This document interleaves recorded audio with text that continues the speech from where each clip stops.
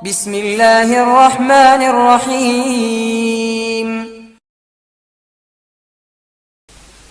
അപ്പൊ ഭാര്യയും ഭർത്താവും തമ്മിൽ നല്ല ബന്ധമുണ്ടാകണം. ബന്ധമുണ്ടായില്ല എങ്കിൽ എന്താ പ്രശ്നം? നമ്മുടെ കുടുംബത്തിന്റെ ആണിക്കല്ലിളകും. ആണിക്കല്ലിളകിയാലോ പിന്നെ ആ കുടുംബത്തിന്റെ തലമുറ തന്നെ ആകെ പാഴായി പോകും. അതല്ലേ നബിയങ്ങൾ പറഞ്ഞ ഒരു ഭാര്യയും ഭർത്താവും തമ്മിൽ തല്ലുണ്ടായി കഴിഞ്ഞാൽ അവിടെ 7 സ്റ്റെപ്പുണ്ട്.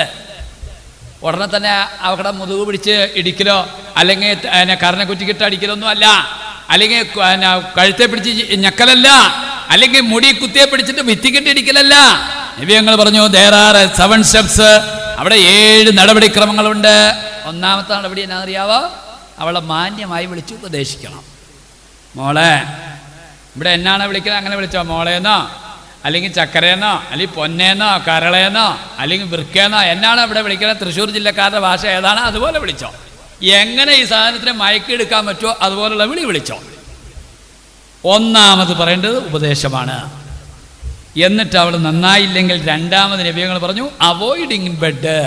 ബെഡിൽ നിന്ന് മാറ്റിക്കിടത്തണം. ഒന്ന് ഇങ്ങേര് താഴെ ഇറങ്ങി കിടക്കണം, അല്ലെങ്കിൽ അങ്ങേരെ അടുത്ത മുറി പോയി കിടക്കണം. അടുത്ത മുറി പോയി കിടന്നാൽ കുറ്റിയിടണ്ട. കാരണം കുറ്റിയിട്ട് കഴിഞ്ഞ് കഴിഞ്ഞാൽ ചിലപ്പോൾ അവിടെ കിടന്ന് ഉറങ്ങിപ്പോവും. പെണ്ണുമ്പിള്ള ഒരു കോംപ്രമൈസിന് വന്നു കഴിഞ്ഞാൽ പിന്നെ ഉറക്കത്തിലാണെങ്കിൽ എണിക്കില്ല. നബി സല്ലല്ലാഹു അലൈഹി വസല്ലം തങ്ങൾ പറഞ്ഞു ഇവൻ്റെ ചൂടും അവൾക്ക് ലഭിക്കാതിരിക്കട്ടെ. അവൻ്റെ ചൂടും അതൊരു മനഃശാസ്ത്രപരമായ അപ്രോച്ച്മെൻ്റാണ്. 2-3 ദിവസത്തേക്ക് അങ്ങോട്ട് മാറിക്കിടക്കുമ്പോൾ തന്നെ ഭാര്യയുടെ മനസ്സ് അലിഞ്ഞു പോകും. എന്നിട്ട് ഭർത്താവിൻ്റെ അടുത്തേക്ക് തന്നെ വരും. മൂന്നാമത് നബി പറഞ്ഞു എന്നിട്ടും ഭാര്യ മര്യാദ പഠിക്കുന്നില്ല, വാശിപ്പുറത്താണ്, നന്നാവുന്നില്ല എങ്കിൽ നബി ഞങ്ങൾ പറഞ്ഞു മൂന്നാമത്തെ ഇടപാട് ബീറ്റിംഗ്. മാന്യമായി നിനക്ക് അവളെ അടിക്കാം. മുഖത്ത് കൊള്ളാതെ, മർമ്മത്ത് കൊള്ളാതെ, തൊലി പൊട്ടാതെ, അടിച്ചോടത്തിൽ തന്നെ അടിക്കാതെ, ഭയങ്കര കട്ടിയുള്ള വടി കൊണ്ടടിക്കാതെ, ഭയങ്കര കട്ടി കുറഞ്ഞ വടി കൊണ്ടടിക്കാതെ മാന്യമായി അവളെ അടിക്കാം. അത് ഇസ്ലാമിൻ്റെ 3ാമത്തെ സ്റ്റെപ്പാണ്. 4ാമത് നബി പറഞ്ഞു എന്നിട്ടും അവൾ നന്നായില്ലെങ്കിൽ കോംപ്രമൈസ്. ഭർത്താവിൻ്റെ വീട്ടിൽ നിന്ന് കുറച്ച് ആൾക്കാരെയും ഭാര്യയുടെ വീട്ടിൽ നിന്ന് കുറച്ച് ആൾക്കാരെയും വിളിച്ച് രമ്യമായി രഹസ്യമായി ചർച്ച ചെയ്ത് പരിഹരിക്കണം. ചെവി അറിയാതെ അവർ എല്ലാവരും കൂടി മുഷാവറ ചെയ്ത് പരിഹരിക്കണം.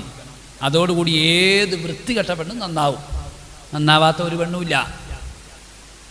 എന്നിട്ടും അവൾ നന്നായില്ലെങ്കിൽ 5ാമത്തെ സ്റ്റെപ്പ് നബികൾ പറഞ്ഞു അത്വലാഖുൽ വാഹിദ്. ഒരു തലാക്ക് ചെല്ലണം. ഒരു തവണ ഞാൻ നിന്നെ തലാക്ക് ചെല്ലിയെന്ന് അവളോട് പറയണം. അത് പറയുന്നതോടുകൂടി അവിടെ മുട്ടുകൂട്ടിയിടിക്കാൻ തുടങ്ങും, നെഞ്ചു പിടയ്ക്കാൻ തുടങ്ങും, തൊണ്ടയിൽ വെള്ളം വറ്റാൻ തുടങ്ങും. ഞാൻ എൻ്റെ ഇക്കാക്കായുമായിട്ട് എന്നേക്കുമായി വേർപിരിയാൻ പോവാണല്ലോ, അല്ലാഹ് ഇനി ഞാൻ നന്നായേക്കാം. എത്ര വൃത്തികെട്ട പെണ്ണാണെങ്കിലും ഒരു തലാക്കം കൂടി ചെല്ലോടുകൂടി അവളുടെ രംഗം അങ്ങോട്ട് മാറും. വിശലദാസമാ തങ്ങൾ പറഞ്ഞതാ ഒരു തലാക്കല്ല, 3 കൂടി ഒറ്റയടിക്കല്ല. എന്നിട്ട് അവൾ നന്നായില്ലെങ്കിൽ 6ാമത്തെ സെമി ഫൈനൽ സ്റ്റെപ്പ്, അവസാനത്തെ സ്റ്റെപ്പിന് മുമ്പുള്ള സെമി ഫൈനൽ സ്റ്റെപ്പ് നബി ഞങ്ങൾ പറഞ്ഞു അത്വലാഖുസാനി. 2 തലാക്കങ്ങ് ചെല്ലിയേരെ. അപ്പോൾ അവക്കടെ ചങ്കിടിപ്പ് കൂടും. ഒരു ഭർത്താവിന് ഒരു ഭാര്യയെ ജീവിതത്തിൽ ആകെ തലാക്കില്ലാൻ 3 ചാൻസ് ഉള്ളൂ. 4ാമത്തെ ചാൻസ് ഇല്ല. അതിൽ 2ാമത്തെ ചാൻസ് ഉപയോഗപ്പെടുത്തുമ്പോൾ അവളുടെ ബ്രേക്ക് പൊട്ടും. അവൾ നന്നാകാൻ തുടങ്ങും.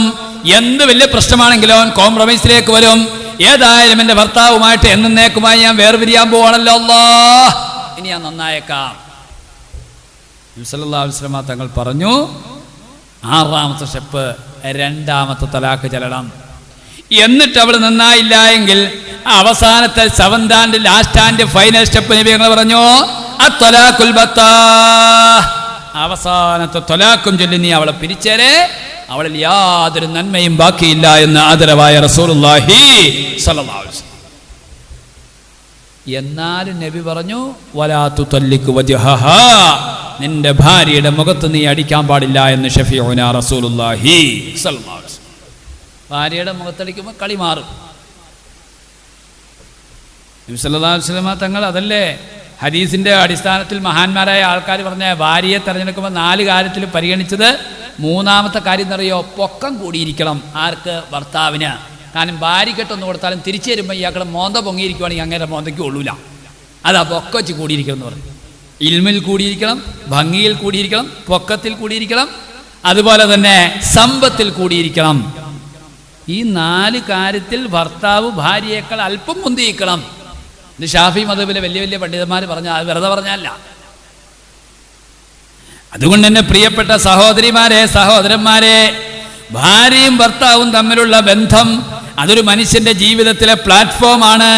അവിടെ നിന്നാണ് തുടങ്ങേണ്ടത്. അവിടെ സ്നേഹമുണ്ടോ, അവരുടെ മക്കളിൽ സ്നേഹമുണ്ടാകും. അവിടെ ദീനുണ്ടോ, അവരുടെ മക്കളിൽ ദീനുണ്ടാകും. അവിടെ ഇസ്ലാമിയത്തുണ്ടോ, അവരുടെ മക്കളിൽ ഇസ്ലാമിയത്തുണ്ടാകും. പിന്നെ വാപ്പാനെയും ഉമ്മാനെയും ശ്രദ്ധിക്കണം, വാപ്പാനെയും ഉമ്മാനെയും നല്ലവണ്ണം നോക്കണം എന്ന് പറഞ്ഞു കൊടുക്കേണ്ട അവസ്ഥയില്ല മക്കൾക്ക്. കാരണം എന്താ, ഇവിടുന്ന് സംഗതി ഹലാലായിട്ടാണ് കയറി പോയേക്കണേ അല്ലേ? ഞാൻ ചോദിക്കട്ടെ, നിങ്ങളൊക്കെ മക്കളെ വളർത്തണേ എന്തിനു വേണ്ടിയാണ് മക്കളെ വളർത്തണേ? നിങ്ങൾ ആലോചിച്ചിട്ട് എന്തിനു വേണ്ടിയാണ് നിങ്ങൾ മക്കളെ വളർത്തണേ? ഇത്രയും നാൾ നമ്മൾ കഷ്ടപ്പെട്ട് ഇടങ്ങേറായി ബുദ്ധിമുട്ടി നാണം കെട്ടി നമ്മൾ മക്കളെ വളർത്തുക. എന്തിനാ മക്കളെ വളർത്തണേ? ഇന്ന് മക്കളെ കൊണ്ട് പൊറുതിമുട്ടിയ ആൾക്കാർ മക്കൾ മരിച്ചു കിട്ടാൻ വേണ്ടി ദ്വാരക്കുന്നു, മുന്നിൽ നിന്ന് പോയി കിട്ടാൻ വേണ്ടി ദ്വാരക്കുന്നു. മക്കളെ കൊണ്ട് ഇടങ്ങേറായി കണ്ണീര് കുടിക്കുന്ന എത്രയോ മാതാപിതാക്കൾ. എന്തേ? പ്ലാറ്റ്ഫോം ശരിയല്ല, ഭാര്യ ഭർത്താവിൻ്റെ ഇടയിലുള്ള ബന്ധം ശരിയല്ല, അവിടെ ദീനില്ല, മക്കൾക്ക് ദീനില്ല. ഞാൻ ചോദിക്കട്ടെ, നിങ്ങൾ എന്തിനാ മക്കളെ വളർത്തണേ? മഹാന്മാർ പറഞ്ഞു മക്കളെ വളർത്തണ 4 കാര്യത്തിന് വേണ്ടിയാണ്. ഒന്നാമത് മക്കളെ വളർത്തുന്നതിന്റെ ഉദ്ദേശം എന്നറിയോ? അല്ലാഹുവേ, ഞാൻ എൻ്റെ മകനെ വളർത്തുന്ന, എൻ്റെ മകളെ വളർത്തുന്ന മഹാനായിരിക്കുന്ന ഗസാലി ഇമാം അടക്കമുള്ള പണ്ഡിതന്മാർ പറഞ്ഞു, മക്കളെ വളർത്തുമ്പോൾ 4 ലക്ഷ്യമായിരിക്കണം നിങ്ങൾക്കുണ്ടായിരിക്കേണ്ടത്. അതിൽ ഒന്നാമത്തെ ലക്ഷ്യം അറിയോ? അല്ലാഹു, ഞാൻ എൻ്റെ പിള്ളേനെ വളർത്തുന്നത് പടച്ചവനെ നിന്റെ ദീനിന് വേണ്ടിയാണ്, നിന്റെ ദീനിന്റെ വളർച്ചയ്ക്ക് വേണ്ടിയാണ്.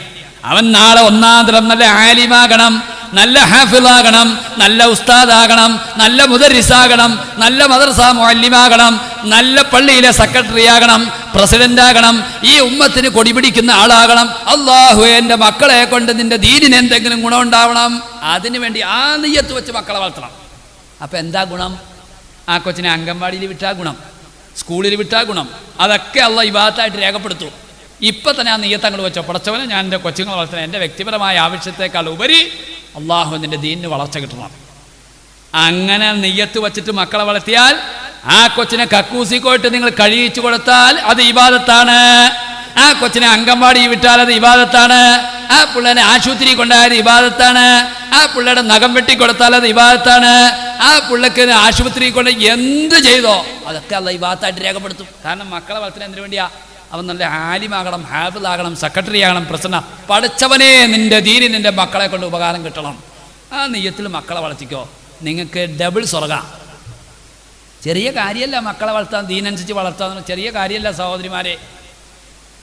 അപ്പം മക്കളെ വളർത്തുന്ന ഒന്നാമത്തെ ലക്ഷ്യം എന്നറിയോ? എന്താ ഒന്നാമത്തെ ലക്ഷ്യം? ദീനിന് ഉപകാരം കിട്ടും. രണ്ടാമത് മക്കളെ വളർത്തുന്നത് എന്തിനു വേണ്ടിയാണെന്നറിയോ? വയസ്സാം കാലത്തൊരു ഗുണം കിട്ടണം.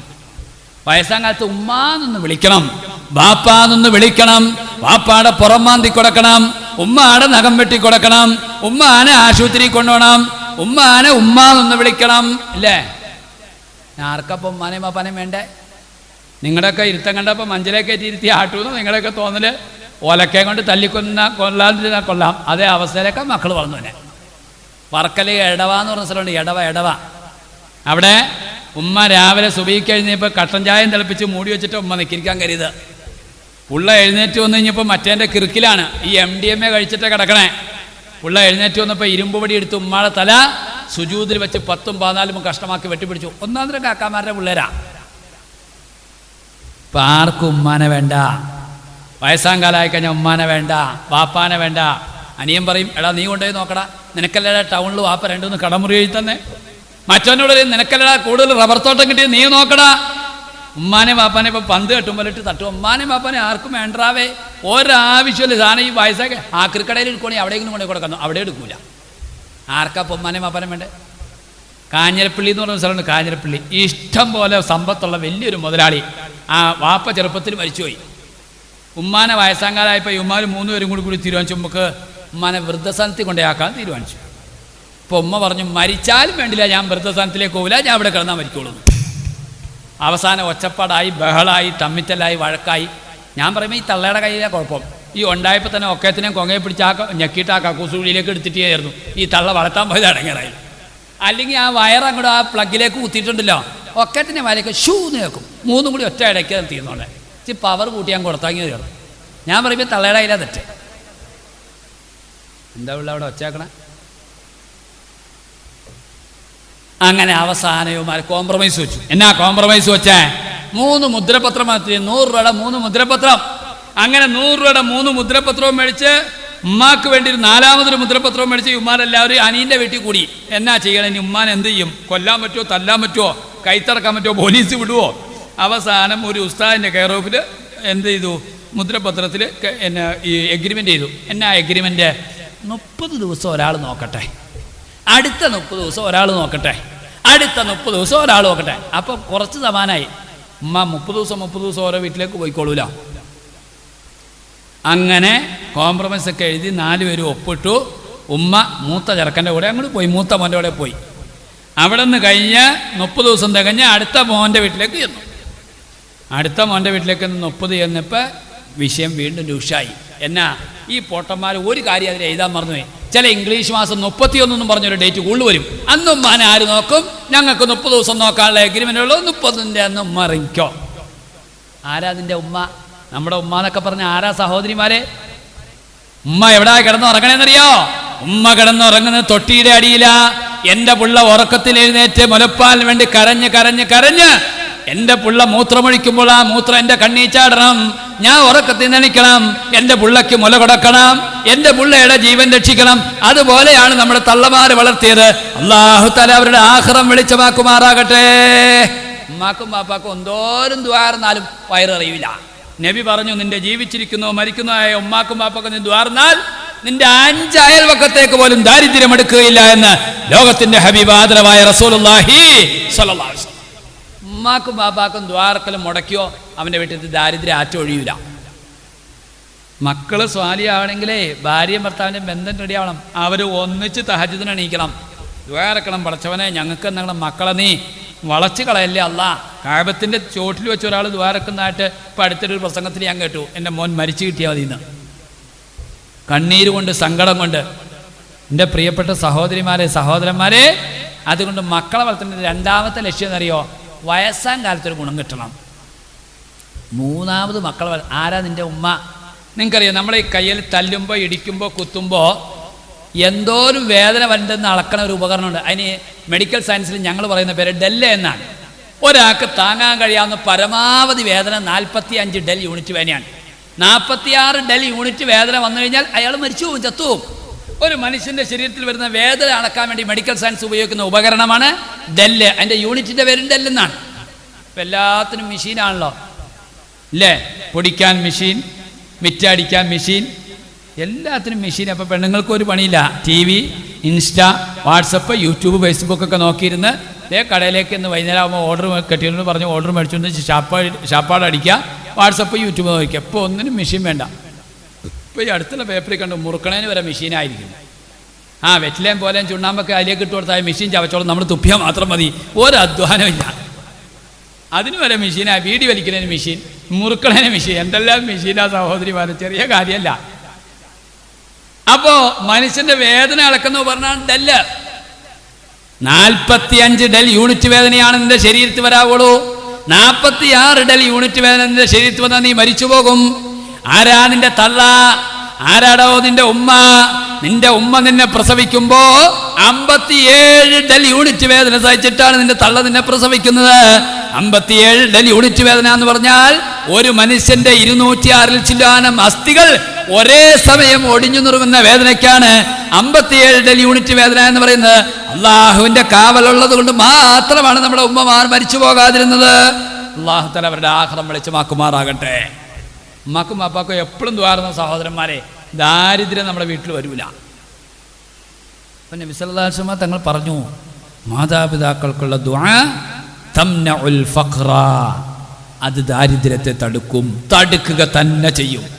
മരിച്ചുപോയ ഉമ്മായും അപ്പായി ആയിക്കോട്ടെ, ജീവിച്ചിരിക്കുന്ന ഉമ്മായും അപ്പായി ആയിക്കോട്ടെ. അപ്പം മക്കളെ വളർത്തുന്ന 2ാമത്തെ ലക്ഷ്യം എന്താണ്?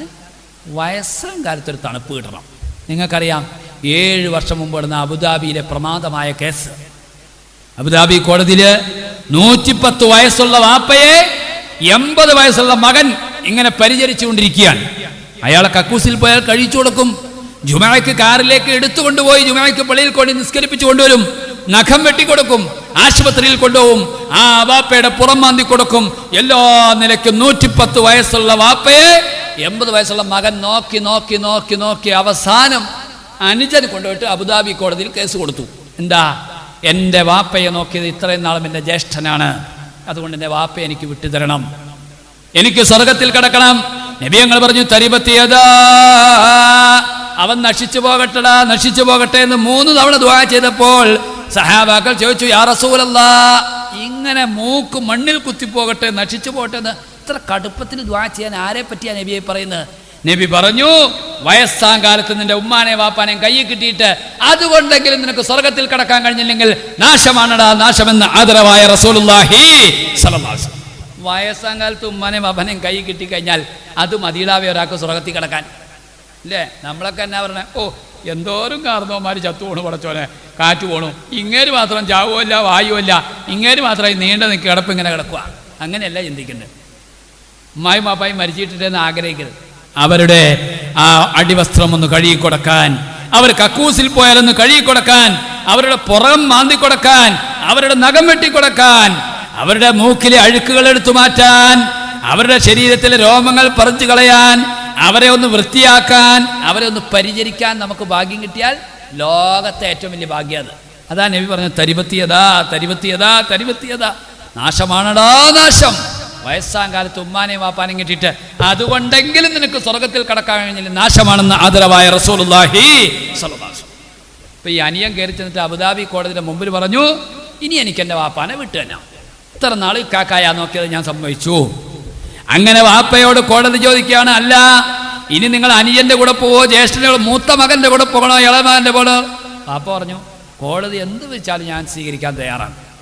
അവസാനം കോടതി പറയുകയാണ്, ഇതാ ഇനി അനിയന്റെ കൂടെ പോകട്ടെ, ഇത്രയും നാൾ ജ്യേഷ്ഠനല്ലേ നോക്കിയത്, മൂത്ത മകനല്ലേ നോക്കിയത്, ഇനി അനിയന്റെ കൂടെ പോകട്ടെ എന്ന് പറഞ്ഞപ്പോൾ ജ്യേഷ്ഠനാകുന്ന 82 വയസ്സുള്ള പടുകളവനായ മൂത്ത മകൻ നെഞ്ചത്തടിച്ചിട്ട് കരഞ്ഞിട്ട് ഓടിച്ചെന്നിട്ട് അബുദാബി കോടതിന്റെ കയ്യിൽ കാലിൽ കെട്ടി കിടന്ന് മറിഞ്ഞിട്ട് ആ നിലത്ത് കിടന്ന് ഉരുണ്ട് കിടന്ന് മറിഞ്ഞിട്ട്, മനഅനിൽ ജന്ന, നിങ്ങൾ എൻ്റെ സ്വർഗം തടഞ്ഞു കളഞ്ഞല്ലോ കോടതി, എനിക്കെൻ്റെ വാപ്പാനെ വിട്ടുതരണം, നിങ്ങളുടെ കാല് ഞാൻ പിടിക്കാം, എൻ്റെ വാപ്പാനെ എനിക്ക് വിട്ടുതരണമെന്ന് കോടതിയുടെ കാലിലേക്ക് ഇദ്ദേഹത്തിന്റെ കണ്ണുനീര് ചാടുവോളം അദ്ദേഹം ആ തറയിൽ കിടന്ന് ഉരുണ്ട് കിടന്ന് മറിഞ്ഞുവെങ്കിൽ, ഇതാണ് മക്കളെ വളർത്തലിൻ്റെ രണ്ടാമത്തെ ലക്ഷ്യം. വയസ്സാം കാലത്ത് ഗുണം കിട്ടണം. മഹാന്മാർ പറഞ്ഞു, ഉമ്മാനെ വാപ്പാനെ പൊന്നുപോലെ നോക്കണം. മക്കളെ വളർത്തലിൻ്റെ രണ്ടാമത്തെ ലക്ഷ്യം അതാ. മൂന്നാമത് എന്തിനാ ഗുണം കിട്ടണമെന്നറിയോ, എന്തിനാ വളർത്താനറിയോ? 6 അടി മണ്ണിന്റെ കീഴിൽ നമ്മുടെ മയ്യത്തങ്ങ് കൊണ്ടുവെക്കുമ്പോ, വെള്ളിയാഴ്ചയാണെങ്കിലും ജുമഅയ്ക്ക് പള്ളിയിൽ കയറി വരുമ്പോ ആ നിസ്കാരം കഴിഞ്ഞിട്ട് വെയിലത്തേക്ക് ഇറങ്ങി നിന്നിട്ട്, ഈ കിടക്കുന്ന എൻ്റെ ഉമ്മയാണല്ലോ, അസ്സലാമു അലൈക യാ അബീ, അസ്സലാമു അലൈക യാ ഉമ്മി, എൻ്റെ ഉമ്മ നിങ്ങളെ ഖബറല്ല വെളിച്ചാക്കി തരട്ടെ, എൻ്റെ വാപ്പ നിങ്ങളെ ഖബറല്ല സ്വർഗ്ഗമാക്കി തരട്ടെ. ഒരു സലാം പറയാൻ നമ്മുടെ മക്കളെ കിട്ടുമോ സഹോദരന്മാരെ? എന്നെ എപ്പോഴാ പിള്ളേർ പള്ളിയിൽ വന്നെ, ഉസ്താദിൻ്റെ മലയാള പ്രസവം കഴിഞ്ഞു, അറബി പ്രസവം കഴിഞ്ഞു, ഒത്തുബയും കഴിഞ്ഞപ്പോണ്ട് ഓടിക്കതച്ച അവിടെ നിന്ന് 2 വീലറിൽ വന്നെ വച്ചിട്ട് അവിടെ കൊണ്ട് ചാരി വെച്ചിട്ട് പെട്ടെന്നൊരു ഒതു ഉണ്ടാക്കും. നിസ്കാരം ഹലാലാക്കാൻ വേണ്ടി ഒതു കൊടുക്കുന്ന പറയണ്ട്, അങ്ങനെ പറയാമെന്ന് പറയില്ല, നിസ്കാരം ഹലാക്കാക്കാൻ വേണ്ടി ഞാൻ ഒതു കൊടുക്കുന്നു എന്നൊക്കെ പറഞ്ഞിട്ട് ഒരു പറച്ചിൽ അങ്ങോട്ട് പറഞ്ഞിട്ട് ഒരു സലാം പള്ളി പകുതി എണ്ണത്തിൽ ഒതു ഇല്ല. പണ്ടൊരാൾ ഞങ്ങളുടെ നാട്ടിൽ നിസ്കരിക്കാൻ വന്നു കഴിഞ്ഞപ്പോൾ ഒന്ന് ജുമയുടെ അവസാനത്തെ അത്തയ്യാത്തിലിരിക്കുക, അയാൾ ഓടിക്കയറി ഒന്ന് കൈ കെട്ടി നിസ്കാരമൊക്കെ കെട്ടി കഴിഞ്ഞിട്ട് വെളിയിലേക്ക് വരിക, പടച്ചോനെ ഇത്ര നേരത്തെ വന്നുകൊണ്ട് നിസ്കാരമെങ്കിലും കിട്ടി, ഒതു കൊടുക്കാൻ നിന്നെങ്കിൽ അതും കൂടി കിട്ടൂലായിരുന്നു. കാരണം എന്താ, ഒതു കൊടുത്തിരിക്കുന്ന നിസ്കാരം ശരിയാവുന്ന ഈ പഹേൻ്റെ ഓർമ്മ. അങ്ങനെ നിസ്കാരം ഹലാലാക്കാൻ വേണ്ടി ഞാൻ ഒതു കൊടുക്കുന്നു എന്നൊക്കെ പറഞ്ഞ് ഉടനെ തന്നെ 2 റക്അത്ത് നിസ്കരിച്ച് ഒരു സലാം പള്ളിയിൽ വിട്ടും അടുത്ത സലാം റോട്ടിൽ വിട്ടും എന്നിട്ട് ഇറങ്ങി ഓടുക. ആ ഉമ്മാടെ കവർ അവിടെ കിടപ്പുണ്ട്, ഒരു സലാം പറയാൻ. ബുഖാരി റിപ്പോർട്ട് ചെയ്യുന്ന ഹദീസ്, മുത്തഫഖ് അലൈഹി ഹദീസിൽ കാണാം, നിന്റെ ബീജത്തിലുണ്ടായ നിന്റെ ഗർഭത്തിലുണ്ടായ മക്കൾ നിന്റെ കബറിങ്ങ വന്നൊരു ദുആ എന്നാൽ ഇസ്തിഗ്ഫാർ ചൊല്ലിയാൽ കംസാലിൽ ജിബാൽ, പർവ്വത കണക്ക് ഇബാദത്തായി ആശ്വാസമായി ആ ഉമ്മയുടെയും വാപ്പയുടെയും കബറിൽ തിരിച്ചു കിട്ടുമെന്ന് സയ്യിദുനാ റസൂലുള്ളാഹി സ്വല്ലല്ലാഹു അലൈഹി വസല്ലം. കണ്ടോ, മക്കളോട് പറയണം, മോനെ നിനക്ക് സമയമില്ല എന്നൊക്കെ എനിക്കറിയാം, എങ്കിലും ആഴ്ചയിലൊരിക്കൽ നീ ഉമ്മാടെ കവറിങ്ങ് കയറി വന്നൂട്ടാ, വാപ്പാടെ കവറിങ്ങ് കയറി വന്നു. ഇപ്പം 6 മാസം കഴിഞ്ഞാൽ ഉമ്മാടെ വാപ്പാടെ കവർ ഏതാന്ന് പോലും മക്കൾക്ക് തിരിച്ചറിയില്ല. ചെറു ആറ്റ് നോറ്റ് പ്രസവിച്ച് വളർത്തി വലുതാക്കി മീശം കീശിയാക്കി നമ്മൾ വെലുത്തി വിട്ടില്ലേ, ഒരു യാസിനാണ് നമ്മുടെ കവറിങ്ങ വരാൻ. ഒരു മഗ്‌രിബ് നിസ്കാരം കഴിഞ്ഞിട്ടോ ആ മഗ്‌രിബ് ഇശാന്റെ ഇടയിൽ ഉമ്മാടെ വാപ്പടേയും കവറിങ്ങ ഒരു യാസിന ഒരു ദ്വാരക്കാൻ പോട്ടെ, അത് വേണ്ട. വെള്ളിയാഴ്ച ജുമയ്ക്ക് ഏതായാലും പള്ളിയിൽ വരുമല്ലോ, ആ ഒന്നു കൊടുക്കാൻ തൊട്ടപ്പുറം അവൻ്റെ ഉമ്മാടെ ഒപ്പുണ്ട് ഒരു സലാം പറയാൻ. എന്തോരം നമ്മൾ ഉറപ്പൊഴിച്ച സഹോദരന്മാരെ, എന്തോരം പാടുപെട്ട, എന്തോരം ആ ഓഫീസിൽ നമ്മൾ കയറിയിരിക്കും നാണം കെട്ട മക്കൾക്കൊരു അഡ്മിഷന് വേണ്ടി. എങ്കിൽ ആ ഉമ്മാടെ കവറിങ് ഒന്ന് വരാൻ. ഞങ്ങളുടെ നാട്ടിൽ ഈ ഉമ്മാടെ ആണ്ട് കിടക്കുക. ഒരു ദിവസം ശനിയാഴ്ചയാണ്, സെക്കൻഡ് സാറ്റർഡേക്ക് ഉമ്മാടെ ആണ്ട് കിടക്കണേ. അപ്പോൾ ഉസ്താമാരോട് പറഞ്ഞു മൗലൂദ് കഴിക്കാൻ വീട്ടിലേക്ക് വന്നിട്ടോ എന്ന് പറഞ്ഞു. എന്നടാ ഉള്ള ഇന്ന് വീട്ടിലെന്ന് വെച്ചാൽ ഉമ്മാടെ ആണ്ടാണ്. എങ്ങനെയാ ഇപ്പോൾ മൗലൂദ് കഴിക്കുക? 11 മണിക്ക് തന്നെ ഇവിടെ ഫുൾ ടൈം മദർസയിലെ 12 മണിക്കല്ലേ മദർസ വിടുള്ളൂ. പിന്നെ എങ്ങനെയാ ഇപ്പോൾ മൗലൂദ് കഴിക്കുക? ആ സമയത്ത് തന്നെ നമുക്ക് ഇശായിഞ്ഞ് കഴിക്കാമെന്ന് പറഞ്ഞു. അങ്ങനെ ഇശാ നിസ്കാരം കഴിഞ്ഞ് ആണ്ട് കഴിക്കാൻ വേണ്ടി എല്ലാ ഉസ്താദ്മാരും വീട്ടിലേക്ക് വന്നു. അപ്പോൾ അതിന് മൂത്ത ഉസ്താദ് ഖത്തീബ് ഉസ്താദ് പറഞ്ഞു, എടാ ഉമ്മാടെ ആണ്ടല്ലടാ, ആ പള്ളിയിൽ പോയി യാസീന് വന്നിട്ട് വാടാന്ന് പറഞ്ഞു, ഞങ്ങൾ മൗലൂദ് കഴിച്ചോളാന്ന് പറഞ്ഞു. അപ്പോൾ മൂത്ത ഉസ്താദ് പറഞ്ഞപ്പോൾ ഒന്നും എതിര് പറയാൻ പറ്റില്ലാത്തതുകൊണ്ട് നേരെ ഉമ്മാർ രണ്ടുപേരും കാറെടുത്തുകൊണ്ട് പള്ളിക്കാട്ടിലേക്ക് പോയി. മൂത്തോന് ഇച്ചിരി തണ്ണിയാണ്, അവനക്ക് തണ്ണിയില്ലെങ്കിൽ കാലിറക്കില്ല. അങ്ങനെ രണ്ടുപേരും പള്ളിക്കാട്ടിലേക്ക് എന്ന് ഇക്കാക്ക പറഞ്ഞു, ദേ കിടക്കണേ ഉമ്മാടെ കവറെന്ന് പറഞ്ഞു. ഞാൻ ഇവിടെ നിന്നാ യാസീനോട്. അപ്പോൾ അനിയൻ പറഞ്ഞു, ഇക്കാക്ക എന്നെ ഭ്രാന്താണോ? ഒരു കൊല്ലമായ ഉമ്മ മരിച്ചിട്ട് ഉമ്മാടെ കവർ ഈ കിടക്കണേ, ഞാനിവിടെ നിന്നാ യാസീനോളൂ. ഈ ഉമ്മാർ തമ്മിത്തല്ലായി. അവൻ പറഞ്ഞു ഞാനിവിടെ നിന്നാ യാസീനോളൂ, ഇവ പറഞ്ഞു ഞാനിവിടെ നിന്നാ യാസീനോളൂ. ആകെ തമ്മിത്തലായി. അപ്പം മൊല്ലാക്ക രണ്ടാമത്തെ തലേന്ന് പള്ളി പൂട്ടി ഇങ്ങനെ ഇറങ്ങി വരുക. അപ്പോൾ ജല്ലക്കകൾ നോക്കിപ്പോണ്ട് പള്ളിക്കാട്ടിൽ കിടന്നൊരു ഒച്ചയാക്കണ്ട്. ഇതെന്നെ ഉള്ള പള്ളിക്കാട്ടിൽ ഈ സമയത്ത് ഒച്ച. മൊല്ലാക്ക നേരെ അങ്ങോട്ട് ചെന്നു. എന്നടാ അവിടെ കിടന്ന് തർക്കമെന്ന് വെച്ചു.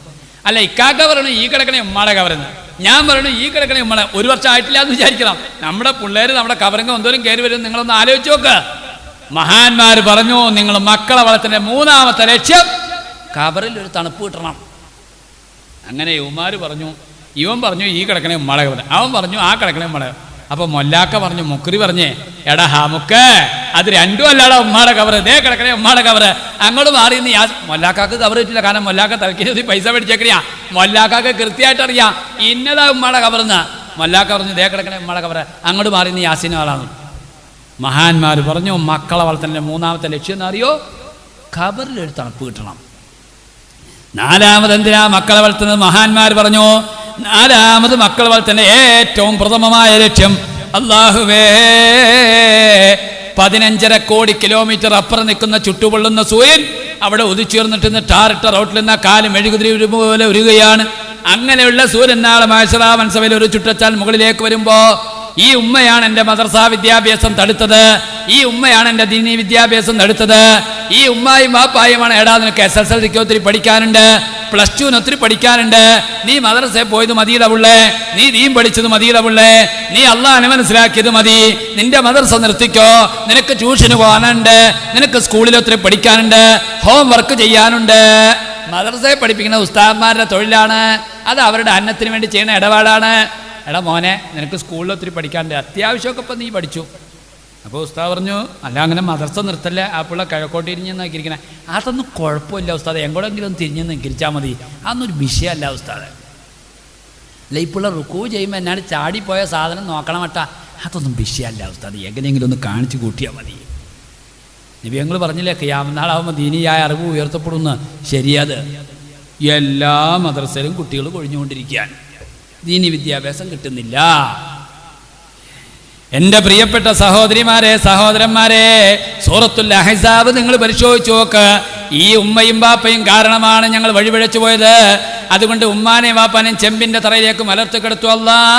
അവരുടെ നെഞ്ചിൻ്റെ മുകളിൽ കയറി നിന്നിട്ടാണെങ്കിൽ മക്കളാകുന്ന ഞങ്ങളുടെ കാലിൻ്റെ ചൂടൊന്നകറ്റട്ടെ എന്ന് സ്വന്തം മക്കൾ പൊട്ടിക്കറിഞ്ഞ അള്ളാഹിനോട് പരാതി പറയുമെന്ന് ആദരവായ റസൂലുള്ളാഹി. കണ്ടോ, ഇവിടെ 10 ബഹുമാന്യരായ ഉസ്താദന്മാരുണ്ട് ഈ മദ്രസയിൽ. ഒരു പിള്ളേനെയും +2 സമസ്ത കേരള ഇസ്ലാം മത വിദ്യാഭ്യാസ ബോർഡ് കുട്ടികളുടെ ചങ്ക് പഠിച്ച് നെഞ്ച് പഠിച്ച് പ്രായം മനസ്സിലാക്കി പക്വത മനസ്സിലാക്കി സ്കൂൾ സിലബസും കൂടി എടുത്ത് മുമ്പിൽ വെച്ചിട്ട് സിലബസ് തയ്യാറാക്കണേ. നിങ്ങളുടെ കുട്ടികൾ മദ്രസാ വിദ്യാഭ്യാസം നിർത്തിക്കളയാതെ ഓവർലോഡ് വരാതെ കൃത്യമായി മിടുക്കന്മാരായ വിദ്യാഭ്യാസ വിചക്ഷണരാണ് സമസ്ത കേരള ഇസ്ലാം മത വിദ്യാഭ്യാസ ബോർഡിൻ്റെ പാഠപുസ്തകങ്ങൾ തയ്യാറാക്കുന്നത്. എനിക്ക് കൃത്യമായിട്ട് അറിയാം. അതുകൊണ്ട് +2 വരെ മദ്രസാ വിദ്യാഭ്യാസം കൊടുത്തില്ലെങ്കിൽ ഒരു നാൾ ഉമ്മ ഖേദിക്കേണ്ടി വരും, ഒരു നാൾ വാപ്പ ഖേദിക്കേണ്ടി വരും. കുടുംബത്തിൽ ഛിദ്രതയുണ്ടാകും, കുടുംബത്തിൽ ഭിന്നതയുണ്ടാകും. ഉമ്മാനെ അനുസരിക്കാത്ത മക്കൾ പെരുകി വരും, വാപ്പാനെ അനുസരിക്കാത്ത മക്കൾ പെരുകി വരും. കല്യാണം കഴിച്ചാൽ ഭാര്യയെ അംഗീകരിക്കാത്ത ഭർത്താവിനെ മനസ്സിലാക്കാത്ത മക്കൾ പെരുകി വരും. മദ്രസാ വിദ്യാഭ്യാസം കൊടുക്കേണ്ട സമയത്ത് കൊടുത്തോ, ദീനി വിദ്യാഭ്യാസം കൊടുക്കേണ്ട സമയത്ത് കൊടുത്തില്ല എങ്കിലുണ്ടല്ലോ ഇടങ്ങേറായി പോകും. അതുകൊണ്ട് ആഖിറത്തിൽ ഗുണം കിട്ടണം. 4ാമത് മക്കളെ വളർത്തേണ്ട ഉദ്ദേശം എന്നാണ്, ആഖിറത്തിൽ ഗുണം കിട്ടണം.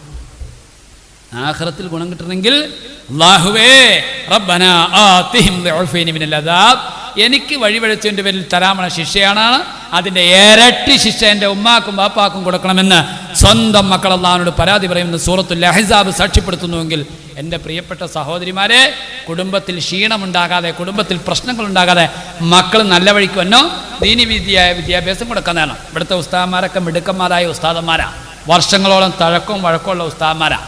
എന്നാൽ അങ്ങനത്തെ ഉസ്താദന്മാരെ ഇപ്പം കിട്ടാനില്ല. അതല്ല ഇപ്പം ഇടങ്ങേറ്.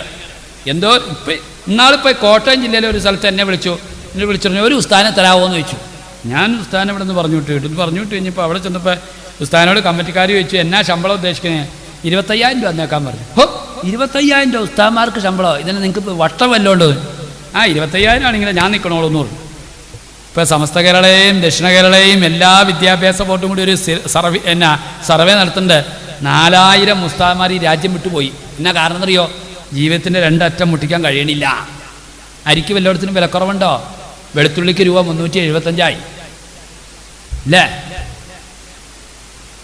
പോത്തിറച്ചി രൂപ 170. 70 എവിടെ? 170 അരക്കിലോയേ? അരക്കിലോ 1 കിലോക്ക് 350 എന്നുള്ളത് ആർക്കറിയാലും വേണത്. 4,000 ഉസ്താദന്മാർ രാജ്യം വിട്ടുപോയി, ഗൾഫിലാ. നല്ല ഖുർആൻ പഠിപ്പിക്കേണ്ട, ദീൻ പഠിപ്പിക്കേണ്ട, മയ്യത്തിൻ്റെ ദുആ പഠിപ്പിക്കേണ്ട, അള്ളാഹുവിൻ്റെ ദീൻ പഠിപ്പിക്കേണ്ട ഉസ്താദ് ഇല്ല. നല്ല മൊയ്ലാക്കന്മാരെ കിട്ടാനില്ല, ഒക്കെ ഗൾഫിലേക്ക് പറന്നുപോയി. അപ്പോൾ ഉള്ള അധ്യാപകരെ നമ്മൾ മുതലാക്കിയെടുക്കുക എന്നുള്ളതാണ് പിന്നെ അവിടുത്തെ ബുദ്ധി. അൽഹംദുലില്ലാ നമ്മുടെ ഈ മഹലിൻ്റെ കീഴിൽ 10-12 ഉസ്താദന്മാരുണ്ട്. അല്ലാഹു തആല അവർക്ക് ദീർഘായുസ്സും ആഫിയത്തൊക്കെ നൽകി അനുഗ്രഹിക്കുമാറാകട്ടെ. മക്കളെ ദീനി വിദ്യാഭ്യാസം കൊടുക്കുന്നതിൽ അവരുടെ പങ്ക് ചെറുതല്ല സഹോദരന്മാരെ. അപ്പോൾ ഞാൻ പറഞ്ഞു വന്നത്, മക്കളെ വളർത്തുന്ന മഹാന്മാർ പറഞ്ഞു 4 അടിസ്ഥാനപരമായ ലക്ഷ്യങ്ങളാണ്. ഒരു പുള്ള ഉമർ റളിയല്ലാഹു ഇങ്ങനെ വീട്ടിലിരിക്കുമ്പോൾ ഒരു പുള്ള വാപ്പയുടെ കയ്യും പിടിച്ചുകൊണ്ട്, ഒരു പുള്ളയുടെ കയ്യും പിടിച്ചുകൊണ്ട് വാപ്പ ഇങ്ങനെ കയറി വന്നു. വാപ്പ കയറി വന്നിട്ട് ഉമർ തങ്ങളോട് പറഞ്ഞു, ഉമർ തങ്ങളെ എനിക്കൊരു കാര്യം പറയണ്ടേ. എന്നടാവേ? ഈ പുള്ള എന്നെ എപ്പോഴും മാന്തിപ്പറിക്കുകയാണ്, ഉപദ്രവിക്കുകയാണ്, കളിയാക്കുകയാണ്, ഇടിക്കുകയാണ്, കുത്തുകയാണ്. ഉമർ റളിയല്ലാഹു മോനെ വിളിച്ചിട്ട് ചോദിച്ചു, ഓടാ നീ വാപ്പാനെ ഉപദ്രവിക്കാറുണ്ടോ? താടക്കെട്ട് തട്ടാറുണ്ടോ? കൊങ്ങ പിടിച്ച് വെക്കാറുണ്ടോ? തല പിടിച്ച് വെത്തിക്കിട്ടിടിക്കാറുണ്ടോ? നീ ആവശ്യമില്ലാത്ത പറയാറുണ്ടോ?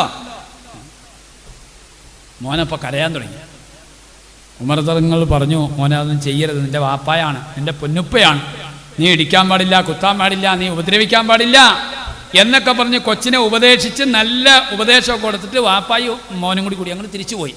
ഒരു 100 മീറ്റർ അങ്ങോട്ട് ചെന്നപ്പോണ്ട് വാപ്പാടെ കൈ കൊച്ചിങ്ങനെ അങ്ങോട്ട് വിടിച്ചിട്ട് നേരെ ഉമർ ബിൻ ഖത്താബ് റളിയല്ലാഹുവിൻ്റെ അടുക്കലേക്ക് വന്നു. എന്നിട്ട് പറഞ്ഞു, ഉമർ തങ്ങളെ നിങ്ങളെന്നെ വല്ലാതെ ഉപദേശിച്ചില്ല, വാപ്പാനെ നോക്കണു കേട്ടോ, വാപ്പാനെ ആക്രി കച്ചവടം ചെയ്യുമ്പോൾ ചെയ്യരുത് കേട്ടോ, വാപ്പാനെ ഇടിക്കരുത് കുത്തരുതെന്നൊക്കെ പറഞ്ഞില്ലേ, അതൊക്കെ ഞാൻ കേൾക്കാം. പക്ഷേ എനിക്കൊരു ചോദ്യം ചോദിക്കാനുണ്ട് ഉമർ തങ്ങളെ. എൻ്റെ വാപ്പാക്ക് എന്നോട് വല്ല കടപ്പാടുണ്ടോ? എൻ്റെ ഉമ്മാക്ക് എന്നോട് വല്ല കടപ്പാടുണ്ടോ? എൻ്റെ വാപ്പ എന്ന് പറയുന്ന നിൽക്കുന്ന ഈ മനുഷ്യർക്ക് എന്നോട് വല്ല ബാധ്യതയുമുണ്ടോ? വഴിയിലേക്കുന്ന ഉമർ തങ്ങൾ, വഴിയിലേക്കുന്ന മനുഷ്യനെ ഉമർ തങ്ങൾ ഇങ്ങനെ തിരിച്ചു വിളിച്ചു, ഇങ്ങോട്ട് വന്നിടാവേന്ന് പറഞ്ഞു. ഈ കൊച്ചു വല്ലാത്തൊരു ചോദ്യമേ ചോദിച്ചേ അല്ലേ? എന്നിട്ട് മോനെ അടുത്തേട്ട് വിളിച്ചിട്ട്, മോനെ നിൻ്റെ പേരെന്നടാന്ന് ചോദിച്ചു. പേരെന്നാന്ന് ചോദിച്ചപ്പോൾ ഈ കൊച്ചു നൊളോളി അങ്ങോട്ട് വർദ്ധിപ്പിക്കാൻ തുടങ്ങി, കരച്ചിൽ വർദ്ധിപ്പിക്കാൻ തുടങ്ങി. നീ കരയില്ല മോനെ, നിൻ്റെ ഉമ്മ ആരടാന്ന് ചോദിച്ചു. ഉമ്മ ആരാന്ന് ചോദിച്ചപ്പോൾ വീണ്ടും തുടങ്ങി ആ പിള്ളക്ക് കരച്ചിൽ. അവസാനം ചോദിച്ചു, നീ ഖുർആൻ പഠിച്ചിട്ടുണ്ടോ? നീ മദ്രസയിൽ പോയിട്ടുണ്ടോ? നിനക്ക് ദീനീ വിദ്യാഭ്യാസം കിട്ടിയിട്ടുണ്ടോ? ഇത് പറഞ്ഞപ്പോൾ ആ കൊച്ചു ഏങ്ങലടിച്ച് അങ്ങോട്ട് കരയാൻ തുടങ്ങി. എന്നിട്ട് ചോദിച്ചു, മോനെ നിൻ്റെ പേരെന്നടാന്ന് ചോദിച്ചു. പേര് ചോദിച്ചപ്പോൾ ഇവൻ പറഞ്ഞു, ഇസ്മി ജുഅൽ, എൻ്റെ പേര് ജുഅൽ എന്നാണ്. എന്താ ജുഅൽ എന്ന് പറഞ്ഞു കഴിഞ്ഞാൽ ഭയങ്കര വണ്ടിനാണ് ജുഅൽ എന്ന് പറഞ്ഞത്. 40 വർഷം പ്രായമുള്ള തെങ്ങിലേക്ക് വണ്ടി കയറി എന്താ, അത് അവിടെ നിന്ന് കൂടടച്ചു പോകും. കൊലക്കാരായ വാഴയിലേക്ക് വണ്ടി കയറിയാൽ എന്താ അവസ്ഥ? ആ വാഴക്കൂമ്പ് കുളഞ്ഞു പോകും, പിന്നെ വാഴ ഉണ്ടാവൂല, വാഴക്ക ഉണ്ടാവൂല. നമ്മുടെ ചെവിയിലേക്ക് രാത്രി ഒരു വണ്ട് പോയാൽ എന്താ നമ്മുടെ അവസ്ഥ? നമുക്ക് ഉറക്കമില്ല. ഇതുപോലെ ഉപദ്രവിക്കുന്ന സാധനത്തിന്റെ പേരാണ് ജുഅല്, വണ്ട്. ആ പേരാണ് ഈ പുള്ളക്ക് ഇട്ടേക്കണേ. അപ്പോൾ ഈ പുള്ള ഇങ്ങനെ വാപ്പാനെ മാന്തിപ്പറിക്കാൻ തുടങ്ങും, പിച്ചിപ്പറിക്കാൻ തുടങ്ങും, തലയെ പിടിച്ച് മാന്തും, കളിയാക്കും, ഇടങ്ങേറാക്കും. മൃതങ്ങൾ പറഞ്ഞു അത് ശരിയല്ല. രണ്ടാമത് ചോദിച്ചു, നിന്റെ ഉമ്മയാരാണ്? ഉടനെ തന്നെ ആ കുട്ടി പറഞ്ഞു, എൻ്റെ ഉമ്മ എന്ന് പറഞ്ഞാൽ ദക്ഷിണാഫ്രിക്കയിൽ നിന്ന് പണ്ട് അടിമ സ്ത്രീകളെ കൊണ്ടുവരാറുണ്ട്. മദീനയിൽ അടിമ സ്ത്രീകളെ കൊണ്ടുവന്നിട്ട് സംയോഗത്തിലൂടെ ഉണ്ടാകുന്ന മക്കളുണ്ട്. ആ കൂട്ടത്തിൽപ്പെട്ടതാണ് എൻ്റെ ഉമ്മ. ഒരു തെക്കും വടക്കും അറിയാൻ പാടില്ല, തെറിയല്ലാതെ വായിന്ന് ചാടൂല, ഒരു സംസ്കാരമില്ലാത്ത തള്ളയാണ് എൻ്റെ തള്ള. ഉടനെ ഉമർ തങ്ങൾ പറഞ്ഞു, ഒരു വാപ്പ എന്നുള്ളവരക്ക് കുട്ടിയോട് ഒന്നാമത്തെ നടപടി എന്ന് പറയാം, പുള്ളക്ക് പേരിടുമ്പോൾ നല്ല പേരിടണം. എന്നാ പേരിനെ? ഖൈറുന്നിസാ, പെണ്ണുങ്ങളിൽ ഏറ്റവും നല്ല പെണ്ണ്. ഹസീന, ഏറ്റവും നല്ല പെണ്ണ്. മറിയം ബീവി, ഏറ്റവും നല്ല പേര്. ഖദീജ ബീവി, ഏറ്റവും നല്ല പേര്. ആയിഷ, ഏറ്റവും നല്ല പേര്. സ്വാലിഹ, ഏറ്റവും നല്ല പേര്. മക്കൾക്ക് പേരിടുമ്പോൾ ആമക്കൾക്കാണെങ്കിലും പെമ്മക്കൾക്കാണെങ്കിലും സ്വാലിഹീങ്ങളുടെയും പ്രവാചകന്മാരുടെയും നബിമാരുടെയും ഔലിയാക്കന്മാരുടെയും പേരിടണം. അബ്ദുള്ള കൂട്ടിയിടണം, മുഹമ്മദ് ഇടണം. ഇതൊക്കെ നല്ല പേരാണ്. അപ്പം കൊച്ചിൻ്റെ പേരിന് ജുഅല എന്നാണ്. അതിൻ്റെ സ്വഭാവമാണ് അത് കാണിക്കുന്നത്. രണ്ടാമത് പറഞ്ഞു, വാൻ തഖ്താറ ഉമ്മഹു, ഉമ്മാനെ തെരഞ്ഞെടുക്കുമ്പോൾ നല്ല ഉമ്മാനെ നോക്കി തെരഞ്ഞെടുക്കണം. ആരാ നിന്റെ ഉമ്മ എന്ന് ചോദിച്ചപ്പോൾ അന്ന് ദക്ഷിണാഫ്രിക്കയിൽ നിന്ന് കൊണ്ടുവന്ന അടിമ സ്ത്രീയാണ് എൻ്റെ ഉമ്മ. ഒരു സംസ്കാരമില്ല. കല്യാണം കഴിക്കാൻ വേണം ആൾ തീരുമാനിക്കണം. എനിക്കൊരു പുള്ള ഉണ്ടാകാനുള്ള, ആ പുള്ളക്ക് അലിഫുബാ പറഞ്ഞു കൊടുക്കാനുള്ളതാണ്. ആ പുള്ളക്ക് ബാങ്ക് കൊടുക്കുന്നു, ഇതാ നീ ബാങ്ക് കൊടുക്കുന്നതുകൊണ്ട് മിണ്ടാതിരിക്കെ, വാട്സപ്പ് ഓഫാക്ക്, TV ഓഫ് ചെയ്യ്, അള്ളാഹുവിന്റെ പരിശുദ്ധമായ ബാങ്കിനെ നീ ബഹുമാനിക്ക്. ഇത് പറഞ്ഞു കൊടുക്കേണ്ട ആളാ ഉമ്മ. അതുപോലത്തെ ഉമ്മാനെ നോക്കി സാലിഹത്തായ പെണ്ണിനെ നോക്കി കെട്ടണം. അതുണ്ടായില്ല അവിടെ. മൂന്നാമത് ചോദിച്ചു, നീ ഖുർആൻ പഠിച്ചിട്ടുണ്ടോ? ആ കൊച്ചു പറഞ്ഞു, വമാ അല്ലമനി ആയത്തൻ മിൻ ആയാത്തില്ലാ, ഒരു മുറി ആയത്തെന്നല്ല, ഒരു ഫുൾ ആയത്തെന്നല്ല, ഖുർആൻ ഞാൻ കണ്ടിട്ടേ ഇല്ല. ഒരു മുറി ആയത്ത് പോലും എൻ്റെ വാപ്പ എന്നെ പഠിപ്പിച്ചിട്ടില്ല. ഉണ്ടോ? ഉടനെ ഉമർ പറഞ്ഞു, ഫഹ്റുജ്, കടക്കടാ വീട്ടിൽ നിന്ന്. ഇന്നക്കലാ തലൂമന്നെ ഇല്ലാ നഫ്സക, നീ നിന്നെ തന്നെ അല്ലാണ്ട് കുറ്റം പറയണ്ട. കാരണം കുഴപ്പം നിന്റെ ഇല്ല.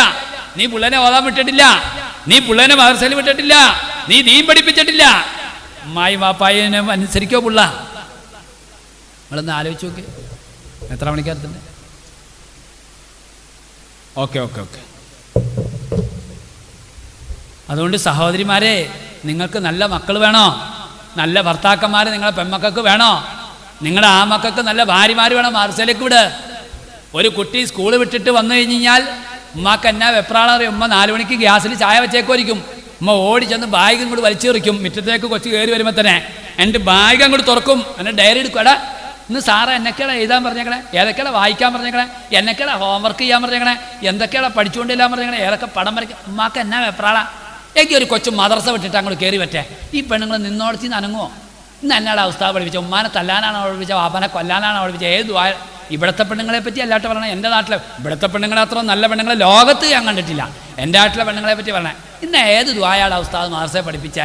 ഉമ്മാനെ തല്ലാനാണോ പഠിപ്പിച്ചത്? വാപ്പനെ കൊല്ലാൻ? എൻ്റെ പ്രിയപ്പെട്ട സഹോദരിമാരെ, നിങ്ങൾ ചോദിക്കണം. ഇങ്ങനെ മക്കളെ ദീനനുസരിച്ച് വളർത്തിക്കഴിഞ്ഞാൽ നിങ്ങളുടെ കുടുംബത്തിൽ ഐശ്വര്യമുണ്ടാകും, സമാധാനമുണ്ടാകും, കുടുംബത്തിൽ സ്നേഹമുണ്ടാകും. ഇപ്പം ഇതൊക്കെ പറയാൻ സമയമില്ല. കുടുംബ ബന്ധം, ഉമ്മായും വാപ്പായും തമ്മിലുള്ള ബന്ധം, ഭാര്യയും ഭർത്താവും തമ്മിലുള്ള ബന്ധം, വാപ്പായും മക്കളും തമ്മിലുള്ള ബന്ധം, മരുമോളും അമ്മായിയും തമ്മിലുള്ള ബന്ധം, കൊച്ചാപ്പായും മൂത്താപ്പായും തമ്മിലുള്ള ബന്ധം, മൂത്താപ്പായും അനിയനും തമ്മിലുള്ള ബന്ധം, ഇതൊന്നും പറഞ്ഞിട്ടില്ല. ഞാൻ വടി ഓടിക്കാൻ പോയിട്ടുള്ളൂ, തല്ല് തുടങ്ങിയിട്ടില്ല. എനിക്കറിയാം നിങ്ങൾക്ക് നല്ലോണം വിശക്കുന്നുണ്ടെന്നും നിങ്ങളുടെ സാഹചര്യം പ്രതികൂലമാണെന്നൊക്കെ അറിയാം. ഇൻഷാ അല്ലാഹ് ഇന്ന് ഒരു മഴ പെയ്തു പോയി, അതൊന്നും നിങ്ങൾ പേടിക്കണ്ട. അതൊക്കെ അള്ളാഹുവിൻ്റെ റഹ്മത്തും അള്ളാഹുവിൻ്റെ കലാകദറുമാണ്. അതങ്ങനെ നടക്കും ഇൻഷാ അല്ലാഹ്. വേറൊരു സാഹചര്യത്തിൽ വിശദമായി സംസാരിക്കാമെന്ന് വാക്ക് തരികയാണ്. അവർക്ക് ഭക്ഷണമില്ലേ? എല്ലാവർക്കും ഭക്ഷണമുണ്ട്. അപ്പം അതുകൊണ്ട് സഹോദരിമാരെ, കുടുംബ ബന്ധത്തിൻ്റെ ABCD പോലും നമ്മൾ എത്തിയിട്ടില്ല. ഓരോന്നും സ്റ്റെപ്പ് ബൈ സ്റ്റെപ്പായിട്ട് ഇൻഷാ അല്ലാഹ് നമുക്ക് ചർച്ച ചെയ്യേണ്ടതുണ്ട്, പഠിക്കേണ്ടതുണ്ട്, പരിഹരിക്കേണ്ടതുണ്ട്. കാരണം ഈ ഉമ്മത്തിൻ്റെ മക്കൾ ഇന്ന് ധാരാളം പേര് ഡൈവോഴ്സിൻ്റെ വക്കിലാണ്. നിങ്ങൾ കണ്ടില്ലേ തൊടുപുഴയിൽ കഴിഞ്ഞ വർഷത്തിൻ്റെ മുമ്പത്തെ വർഷം ഞാൻ അറഫയിലിരിക്കുമ്പോൾ വല്യാപ്പ സ്വന്തം മകനെയും മരുമകളെയും 2 പിള്ളേരെയും വീടിൻ്റെ അകത്തിട്ട് പൂട്ടി. ഇന്നും ആ വീട് നിങ്ങൾക്ക് ചെന്ന് കാണാം. പൈപ്പ് മുഴുവൻ ഓഫ് ചെയ്തു, വാട്ടർ കണക്ഷൻ കട്ട് ചെയ്തു, മെയിൻ സ്വിച്ച് ഓഫ് ചെയ്തു, കറണ്ട് ഓഫ് ചെയ്തു. എന്നിട്ട് വാതിലിൻ്റെ അടിയിലൂടെ പെട്രോൾ അകത്തേക്ക് ചീറ്റിച്ചു, തീയിട്ടു. 4 മൃതദേഹങ്ങൾ, 4 മയ്യത്തുകൾ. സ്വന്തം മകൻ, മകൻ്റെ ഭാര്യ, 2 മക്കൾ പച്ചയ്ക്ക് വെന്തുരുകി അവിടെ മനുഷ്യൻ. ആ മനുഷ്യൻ ഇന്ന് ജയിലിലാണ്. 70 വയസ്സുമുണ്ട്. കഴിഞ്ഞ മുമ്പത്തെ വർഷം ഞാൻ ഹജ്ജിലെ അറഫയിൽ നിൽക്കുമ്പോഴാണ് തൊടുപുഴയിൽ ആൾക്കല്ല എന്ന് പറയുന്ന സ്ഥലത്ത് ഇന്നും നിങ്ങൾക്കറിയാം ആ വീട് കത്തി കരിമ്പലായി ഇങ്ങനെ നിൽക്കുന്നു. ഇപ്പോഴും കാണാം.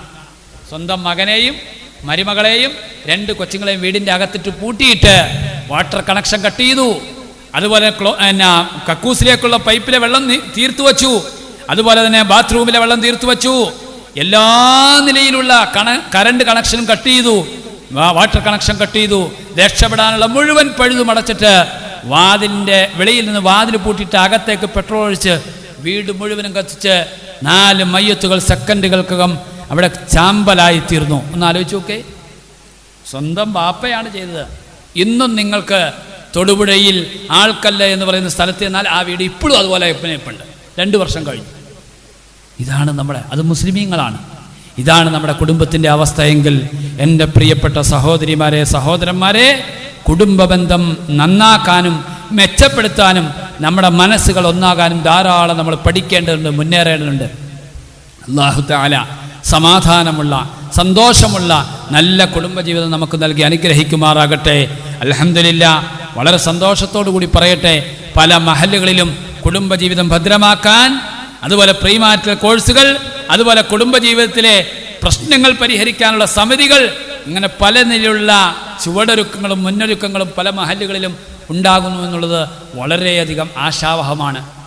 അൽഹംദുലില്ലാ, ആ നിലയ്ക്ക് നമ്മുടെ ബുദ്ധിമാനായിരിക്കുന്ന ബഹുമാനപ്പെട്ട സഹൽ ഫൈസി ഉസ്താദും കമ്മിറ്റി മാനേജ്മെൻറ്റ് ഭാരവാഹികളൊക്കെ അത്തരണത്തിൽ ചിന്തിക്കുന്നത് നിങ്ങളുടെ മഹലിൻ്റെ ഉയർച്ചയുടെ വളർച്ചയുടെ ഒരു അടയാളമാണ് എന്ന് ഇത്തരണത്തിൽ ഓർമ്മിപ്പിച്ചുകൊണ്ട് അല്ലാഹു സുബ്ഹാനഹു വ തആല നാമേയും നമ്മളാക്കിയ നമ്മുടെ കാരണവന്മാരെയും നമ്മുടെ മാതാപിതാക്കൾ, നമ്മുടെ ഉസ്താദുമാർ, നമ്മുടെ കൂട്ടുകുടുംബാദികൾ, നമ്മുടെ അയൽവാസികൾ, നമ്മുടെ ഗുണത്തിന് വേണ്ടി ഉപദേശം തന്നവർ, നമ്മുടെ ഉയർച്ചയിൽ ആഗ്രഹിക്കുന്നവർ എല്ലാവരെയും അല്ലാഹു തആല സന്തോഷത്തോടു കൂടി കാലാകാലം ജന്നാത്തുൽ ഫിർദൗസിൽ ഒരുമിച്ച് കൂട്ടി അനുഗ്രഹിക്കുമാറാകട്ടെ. ഇന്ന് ആത്മാർത്ഥമായി ദുആ ചെയ്യുന്നതിനൊപ്പം ഈ പരിശുദ്ധമായ വെള്ളിയാഴ്ച രാവിനെ സാക്ഷി നിർത്തിക്കൊണ്ട് ഈ പരിശുദ്ധമായ വെള്ളിയാഴ്ച രാവിൽ അള്ളാഹുവിൻ്റെ പരിശുദ്ധമായ റഹ്മത്തിൻ്റെ മലക്കുകൾ ഇറങ്ങുന്ന ഈ സമയത്ത് അല്ലാഹു തആല നമ്മളെല്ലാവരെയും കണ്ണീര് കുടിക്കുന്ന ഒരു അസുഖവും വരുത്താതെ നമ്മളെ ചീഞ്ഞു നാറുന്ന അസുഖങ്ങളിൽ നിന്നും, ക്യാൻസറിൽ നിന്നും, എയ്ഡ്സിൽ നിന്നും, വണ്ടി ആക്സിഡന്റിൽ നിന്നും, അപകട മരണങ്ങളിൽ നിന്നും, ഈമാനില്ലാത്ത മരണങ്ങളിൽ നിന്നും നമ്മളെയും നമ്മുടെ ഭാര്യ ഭർത്താക്കന്മാരെയും നമ്മുടെ കുഞ്ഞുങ്ങളെയും നമ്മുടെ തലമുറയെയും നമ്മുടെ മാതാപിതാക്കളെയും വേണ്ടപ്പെട്ടവരെയും അല്ലാഹു തആല എല്ലാ നിലയ്ക്കും ഹിഫാദത്ത് നൽകി അനുഗ്രഹിക്കുമാറാകട്ടെ. അൽഹംദുലില്ലാഹി റബ്ബിൽ ആലമീൻ ഹംദൻ യുവാഫി നിഅമഹു വയകാഫി മസീദ. അല്ലാഹുമ്മ സ്വല്ലി അലാ സയ്യിദിനാ മുഹമ്മദിൻ വഅലാ ആലി സയ്യിദിനാ വമൗലാനാ മുഹമ്മദ്. റഹ്മാനായ റബ്ബേ, റഹീമായ അല്ലാഹ്, കരുണക്കടലായ നാഥ, വിട്ടുവീഴ്ചയുള്ള അല്ലാഹുവെ, ഞങ്ങളെല്ലാവരെയും നീ കബൂലാക്കണേ അല്ലാ. ഞങ്ങൾക്ക് നീ മഗ്ഫിറത്തും റഹ്മത്തും നൽകണേ അല്ലാ. ഞങ്ങളുടെ ഉമ്മാക്കും വാപ്പാക്കും നീ പുറത്തു നൽകണേ അല്ലാ. ചോദ്യപ്പാടില്ലാതെ ഞങ്ങളുടെ ഉമ്മാക്കും വാപ്പാക്കും നീ സ്വർഗം നൽകണേ അല്ലാ. പടച്ചവനെ, ഞങ്ങൾക്ക് വേണ്ടി ഞങ്ങളുടെ മാതാപിതാക്കൾ കഷ്ടപ്പെട്ടതിനും ഇടങ്ങേറാതിനും ബുദ്ധിമുട്ടിയതിനും ഉറക്കമൊഴിച്ചതിനും കണക്കില്ല അല്ലാ. ഞങ്ങളുടെ ഉമ്മാനെ വാപ്പാനെ നീ സ്വർഗത്തിൽ ഒരുമിച്ച് കൂട്ടണേ അല്ലാ. ഞങ്ങളുടെ മക്കളെ നീ സ്വാലിഹീങ്ങളാക്കണേ അല്ലാ. പടച്ചവനെ, നിന്റെ ദീനിനെ അനുസരിക്കുന്ന മാതാപിതാക്കളെ അനുസരിക്കുന്ന, അതുപോലെ തന്നെ ഉസ്താദുമാരെ അനുസരിക്കുന്ന, ദീനിൻ്റെ വിധിവിലക്കുകൾ അംഗീകരിച്ച് നല്ല അഹ്ലുസുന്നത്തി വൽ ജമാഅത്തിൻ്റെ ആശയാദർശത്തിൽ അടിയുറച്ച് വിശ്വസിക്കുന്ന നല്ല സ്വാലിഹീങ്ങളായ മക്കളെ നൽകണേ അല്ലാ. ചീഞ്ഞുനാറുന്ന അസുഖങ്ങളെ തൊട്ട് കാക്കണേ അല്ലാ. ക്യാൻസർ, എയ്ഡ്സ്, വണ്ടി ആക്സിഡന്റ്, അപകട മരണങ്ങളെ തൊട്ട് കാക്കണേ അല്ലാ. പടച്ചവനെ, ഞങ്ങളുടെ കുഞ്ഞുങ്ങൾ ഞങ്ങൾക്കൊരു പ്രതീക്ഷയാണ്. ഞങ്ങളുടെ മക്കളെ നീ സ്വാലിഹീങ്ങളാക്കണേ അല്ലാ. ഹജ്ജും ഉംറയും ചെയ്യാനുള്ള മഹാഭാഗ്യം ഞങ്ങൾക്കെല്ലാവർക്കും നീ നൽകണേ അല്ലാ. ഈ മഹല്ലിനെ ഓരോ നിമിഷവും അഭിവൃദ്ധിയിൽ നിന്ന് അഭിവൃദ്ധിയിലേക്ക് നീ ഉയർത്തണേ അല്ലാ. ഞങ്ങളെല്ലാവരെയും സന്തോഷത്തോടു കൂടി ജന്നാത്തുൽ ഫിർദൗസിൽ ഒരുമിച്ച് കൂട്ടണേ അല്ലാ. ലോക മുസ്ലിമീങ്ങൾ പല നിലയ്ക്കും കഷ്ടപ്പാടിലും ഇടങ്ങേറിലും ബുദ്ധിമുട്ടിലും യുദ്ധത്തിലും ചോരയിലുമാണ്. അള്ളാഹുവെ, നീ സംരക്ഷണം നൽകണേ അല്ലാ. ലോകത്തിൻ്റെ പല ഭാഗത്തും മുസ്ലിമീങ്ങൾ ക്രൂരമായി ആക്രമിക്കപ്പെട്ടുകൊണ്ടിരിക്കുകയാണ്. സഹിക്കാൻ കഴിയുന്നില്ല അല്ലാ. കണ്ടിട്ട് ഞങ്ങളുടെ മനസ്സ് വിങ്ങിപ്പൊട്ടുകയാണ്. പാവങ്ങളായ ഞങ്ങളുടെ സഹോദരി സഹോദരന്മാർക്ക് അള്ളാഹുവെ, നീ രക്ഷ നൽകണേ അല്ലാ. നീ സലാമത്ത് നൽകണേ അല്ലാ. നീ തുമഅനീനത്ത് നൽകണേ അല്ലാ. ഞങ്ങളുടെ സാധുക്കളായ ഈ മദ്രസയിലും പള്ളിയിലും ജോലി ചെയ്യുന്ന ഉസ്താദുമാർക്ക് ആഫിയത്തും ദീർഘായുസ്സും നൽകണേ അല്ലാ. അവരുടെ തൊഴിലിലും ജോലിയിലും നീ ബറക്കത്ത് ചെയ്യണേ അല്ലാ. ഈ മഹല്ലിലെ ഓരോ അംഗങ്ങൾക്കും ദീർഘായുസ്സുള്ള ആഫിയത്ത് നൽകി അനുഗ്രഹിക്കണേ അല്ലാ. റബ്ബനാ ആതിനാ ഫിദ്ദുനിയാ ഹസന വഫിൽ ആഖിറതി ഹസനതൻ വഖിനാ അദാബന്നാർ. ആമീൻ ബിറഹ്മതിക യാ അർഹമർ റഹീമീൻ.